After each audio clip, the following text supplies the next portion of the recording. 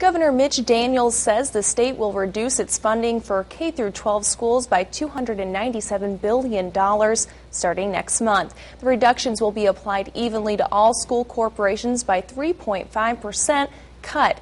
Indiana Superintendent of Public Instruction Tony Bennett says any district can find 2 or 3% savings without reducing teaching staff. But Tippecanoe School Corporation Financial Officer Kim Fox says TSC may not have a choice but to cut jobs. Quite frankly, I don't know how you can cut those dollar amounts without seriously looking at your staff and your benefits. K-12 spending is half of the state's budget, about $6.5 billion annually. Governor Mitch Daniels says every other area has been trimmed and the education reductions were a last resort. The Tippecanoe School Corporation receives between $68 million to $69 million from the state each year.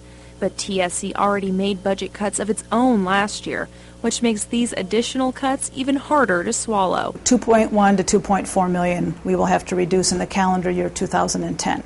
We were already planning on reducing $1 million to $1.5 million, so this would be in addition to that. We reduced some administrative positions, some custodial positions, cut travel, cut supplies, delamped buildings, had people take personal appliances home, did not fill 10 teaching positions. So we had already started this last year, but this will move it into a whole new realm as far as what we're going to have to look at to reduce. Fox says TSC will meet with different groups to get input on what the corporation should do. We will be looking at every program that we currently offer to see what type of adjustments we can make. We'll probably be looking at class sizes.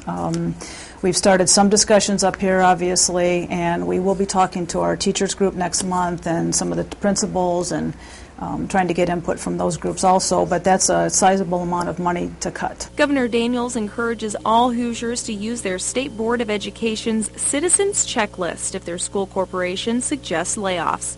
Some of the suggestions include refrain from all salary and benefit increases for all school employees, reduce insurance costs by changing plans, reduce school administration and school board compensation packages, and institute a corporation hiring freeze.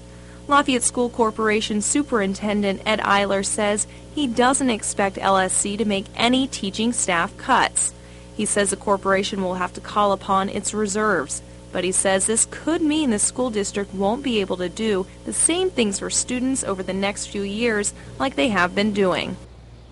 The governor has already ordered 20% spending cuts at state agencies and 6% from higher education.